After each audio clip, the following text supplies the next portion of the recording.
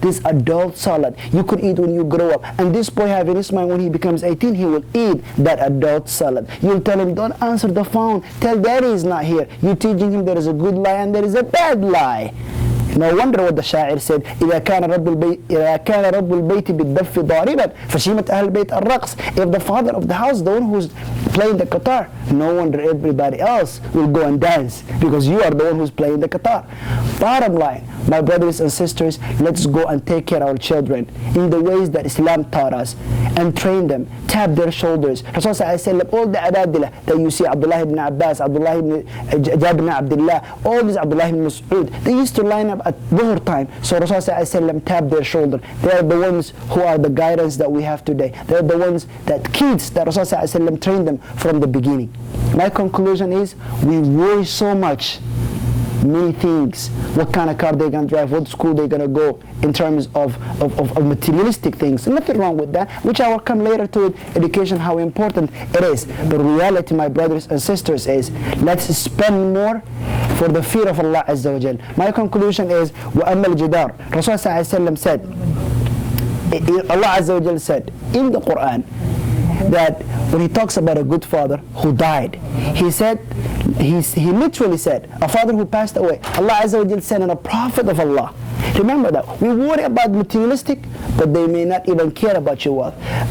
He said, وَأَمَّا الْجِدَارِ that wall that Musa and Khadr alayhim salam built, فَكَانَ لِغُلَامَيْنِ يَتِيمَيْنِ فِي الْمَدِينَةِ It belongs to two orphan children. Their father كَانَ أَبُوهُمَا صَالِحًا Simply their father was Salih.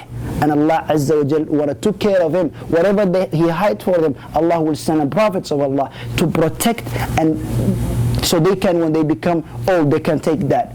Who else will do that for you other than Allah Azza wa Jal? وَصَدَقَ اللَّهُ وَهُوَ يَتَوَلَّى الصَّالِحِينَ If you are salih, Allah will take care of you. Do your job right, the rest will be perfect. As far as the key is concerned, I will literally say simple. If Musa alayhi salam traveled so much distance to know the value of knowledge, to a level when he took that little young man who he trained so much. You see, we need to train our kids. And when I say train our kids, we don't need an imams who are hardliners, and imams who will go out of their way to teach their fundamental belief system that they learn certain ideology. We want a prophets, kind of a prophets, imams who are like the prophets, to train the kids from the beginning how important it is to be good. Now, a prophet Yusha, who you know what he has done later. Here is what he started with Musa alayhi salam, travel and a journey that will take thousands of miles, and a journey that Allah Azza wa Jal did not say, oh, Musa, Khadr is more important, more knowledgeable than you. Right? Let me bring Khudr and show you. You are a prophet of Allah, you are Kalimullah. Khudr, here you go. This man knows more than you do. No, Allah Azza wa Jal said, you go and you find Khadr. And where is Khadr? Majma' al-Bahrain. Where is Khadr? He is where the two junctions of the rivers meet. And how many exist? You have one in Sudan, you have one in Sudan, Nil Abiyad, Nil Azraq, you have one in Red Sea, you have one in Dead Sea area, you have one in Somalia. Allah did not say the two junctions of the river are so and so. No, He made him go and get there. He was determined the knowledge. And my conclusion is, my brothers and sisters, even when his son, when the young man get tired, what did he say? وَقَالَ مُوسَى لِفَتَاهُ لَا أَبْرَوْ حَتَّى أَبْلُغَ مَجْمَعَ الْبَحْرَيْنِ وَأَمْضِي حُقُبًا When he said that, I'm tired, he said, no, we will walk 25 years of walk, or we will meet that man. I'm not going to give up. We are the ummah of Iqra. How much are we determined? How much our kids are determined to seek a knowledge? We are the ummah of reading. How much do we read? 100 more scholars, most known, once was asked in the United States successfully, what do you do the most in your life? They all agreed 52 books a year. 52 books, 1 week, 1 book a week. That's how much they read. The Ummah of Iqra, how much do we read? None. No wonder where do we stand, because we don't do anything for ourselves. And the knowledge is the one that you understand. He make you understand the deen. That's why nowadays people are hardliners. No wonder, because they go online and they read, and what they read is what they understood. Where Bukhari, he read from 1,000 shuyukh, each shaykh from 1,000 books. There's big difference. When you read from 1,000 shuyukh, each book 1,000 hadith, that's 10 million hadith. They were not new hadiths, but he understood each one of his teachers differently, and then he made a book. Knowledge is what you walk. Knowledge is what you seek. Knowledge is what you understand. My conclusion, my brothers and sisters, is that one of them, like Imam Nawawi, will take 12 classes, but repeat and talk to himself every day to understand.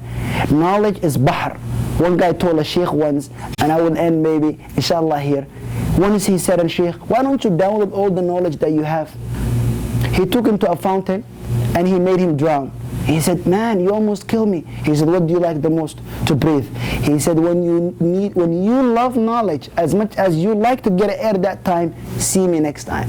And son, he said, knowledge will drown you like this. Take it easy. My point is, we need scholars who know and understand the faith properly, not what they read, not what they want to tell the people, but what Rasulullah did. Rasulullah, he never killed innocent people. He never killed people for a land. He never killed people or cause a hate because they said something he didn't like. You know the Sulh of Hudaybiyah. We don't recognize you are a prophet of God. Move that. We don't recognize this. Move that. Why he said, this is Mecca that you kick me out, this is my land, I have to go back. He never did that. He compromised. And everything he has done was kind and lovely. And today, where do we stand? Our kids, they don't have the intentions that they're supposed to have from the parents, and they don't have the intentions from the proper imams who should train them. Everybody is making stereotypes against them. Oh, he dressed like hip-hop. Oh, he's a gang. You label them. I was once in Minneapolis in front of one of these mosques, and one guy was saying, call 911, this guy already killed people, he's among this gang. I went out, it was midnight, 23 of Ramadan, went out of my way and talked to this young man and told him the beautiful, how he looks and how good he is. You know what he said? Where are you from, man? You're not from Minneapolis. You're from Texas, I guess. When I told him where I'm from, he said yes. He said, tell these guys with the big beards, take these guys who think that they can, accuse me with everything, tell them, get out of the box. Get outside the box and come talk to us like a man instead of calling and accusing. He said their job is to come out of the box and talk to me. And subhanallah, isn't it true what Allah Azza wa Jal said in the Quran? He said, the man who comes to you and he wants to see, and he go out, Rasulullah is getting abasa wa tawalla simply because he is running after who? The ones who doesn't want Islam. That's how much he puts his effort to go and talk to the ones, not the ones already in the masjid, but the ones outside the masjid. If they see we can relate to them, if they see we talk to them in their language and their mindset, my brothers and sisters, and we had a parents who will do their part, as I mentioned, and we have imams who will do their part, wallahi my brothers, we will have a youth today who are there. And youth only needs attention. That's my conclusion. Jazakumullah khair. Subhanakallah bihamdika ashhadu an la ilaha illa ant astaghfiruka wa atubu ilayk.